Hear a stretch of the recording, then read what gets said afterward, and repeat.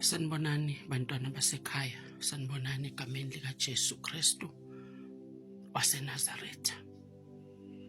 Bazalwane, inhliziyo yami ibuhlungu yazi. Le video engizoyenza bengafuni ukuyenza ngoba lento uNkulunkulu athi ngiyiphinde ngiyisho, wake wayisho kimi ukuthi ngikhulume, ngayikhuluma ngisaqala. uNkulunkulu acala ukungithuma wathi ngikhulume, ngayikhuluma. Manje namuhla uyabuya kimi oyingcwele uthi buyela uyokhuluma nabo. Ngithi Nkosi, abafuni ukuzwa. Ngakhuluma kibo, abafuni ukuzwa. Uthi uNkulunkulu buyela usiyokhuluma nabo. Ngithi angifuni Nkosi, ngiyasaba. Ngithi ngiyasaba ngoba bafuni ukukuzwa. Uthi buyele uyokhuluma nabo. Intando kaNkulunkulu bathandekayo, intando kaNkulunkulu ebuhlungu kakhulu. Angifuni ukuyenza le video, angifuni, kodwa kumele ngiyenze. Bathandekayo, ngicela ukukhuluma nabesifazane, wonke umuntu wesifazane. Ngicela ukukhuluma nabantu besifazane. Uthi uNkulunkulu kimi ngiphinde futhi ngikhulume nabantu besifazane.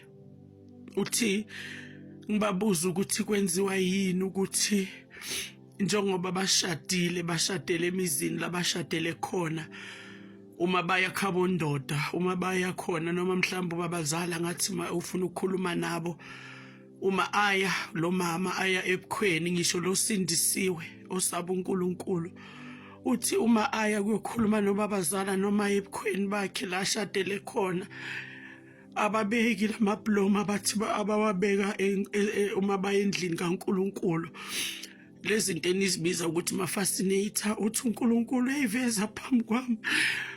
Uthi ubabuza ukuthi why uma baya ebukhweni la ashadele khona uyathwala ekhanda, mboza lifasi iduku, ngoba athi uyahamba uya la ashadele khona, mhlawumbe umama ubabazala kunomhlangano noma ufuna ukubabona, angeke aye afake le fascinator. Nabambuza ubabazala ukuthi makoti, uthi why ungathwala ekhanda, athi hayi baba ngithwele nayi, asho le fascinator.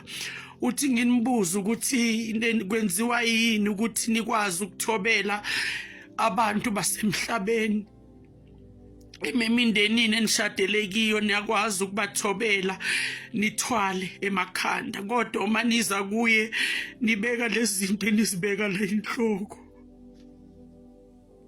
Bathandekayo, uNkulunkulu uthi kimi ubatshele ngoVashiti no-Ashiveroshi. Uthi abomama bayalithanda lelo verse, ubatshele ngalo, ubatshele ukuthi u-Ashiveroshi inkosi unguNkulunkulu, bese abesifazane banguVashiti. uNkulunkulu bekumthetho njengoNkulunkulu ophethe impilo yethu, njengomdali wezulu nomhlaba, ukuthi owesifazane uma ekhuleka noma eprofeta makamboze ikhanda.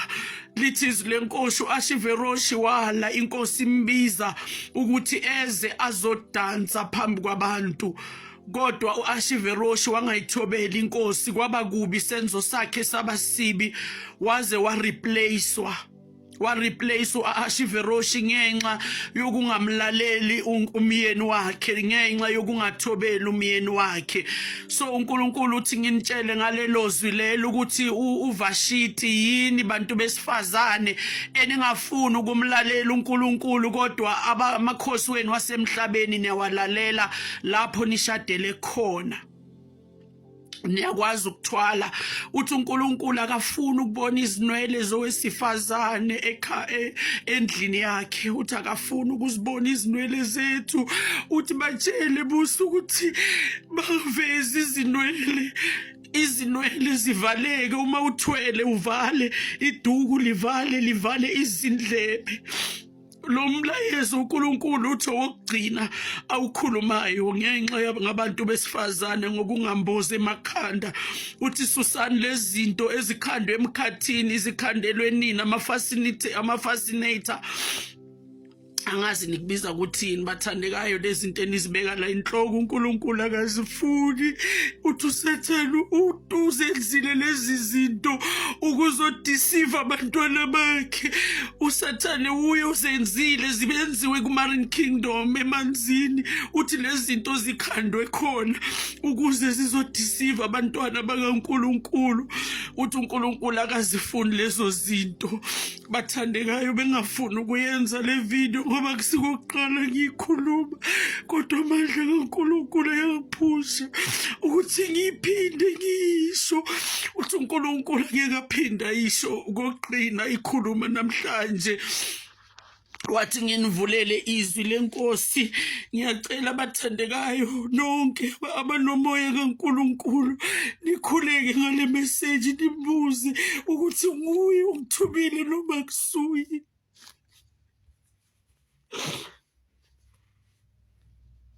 Ngikhuluma nabantu besifazane emhlabeni wonke jikelele, emabandleni wonke. Ngiyacela wonke umuntu oyitholayo le message nidlulisele emagrupini wenu wabomama, abantu besifazane bonke, abantu besifazane akukhethekile ukuthi ushadile noma akakashadi. Uphawu lithi iBhayibheli owesifazane makamboze ekhanda ngenxa yezingelosi, ngenxa kaNkulunkulu. Bese abantu bathi hayi izinwele ziyisembozo. Yes, izisembozo for udumo lwakho wena wesifazane, not udumo lukaNkulunkulu. Kodwa udumo lukaNkulunkulu yilo lelo ukuthi imboza, ngoba uNkulunkulu uye wadala umuntu wesifazane wamenza waba nezinwele. Bekangeke aphinde futhi ezwini lakhe athi mbozani kuba uyazi ukuthi izinwele zisembozo. Haleluya bathandekayo, ngiyacela nihlole le message ukuthi ivela kuNkulunkulu noma ngiyazikhulumela na. Mali izwi uNkulunkulu athi nginifundele lona litholakala kuSambulo, Revelation chapter 2 from verse 5. Revelation chapter 2 verse 5 lithi, ngakho khumbula lapho uwe khona, uphenduke wenze imisebenzi yakuqala. Uma kungenjalo ngiyeza kuwe ngilususe uthi lwesibani sakho endaweni yalo uma ungaphenduki. Cela ukuyiphinda bangcwele. Ngakho khumbula lapho uwe khona, uphenduke.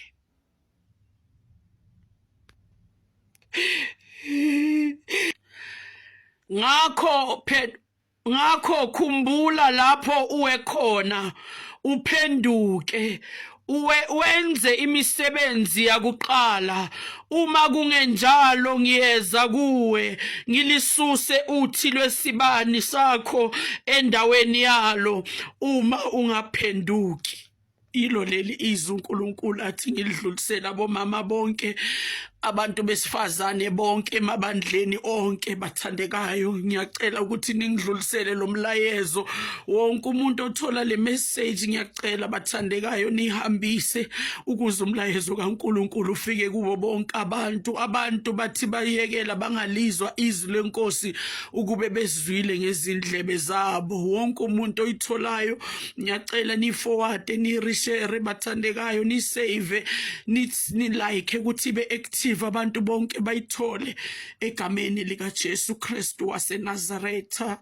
Lo mlayezo ovela kuNkulunkulu umdali wezulu nomhlaba oqonde kwabesifazane. Ngiyasaba bathandekayo, ngize ngathi Nkosi ngicabanga wami kusuwe. uNkulunkulu wangibamba ngamandla wathi uzoyikhuluma le message. Ngithembe wena ukuthi uyisho. Ngiyishilo-ke bathandekayo, oyizwayo akayithathe ayenze, oyekelayo uNkulunkulu uthi uzolisusa uthi lwesibani kini. Khumbulani laniwe khona abantu besifazane, uthi nimbizelane ngokuthi Nkosi, Nkosi, ningakwenzi lokhu akushoyo na.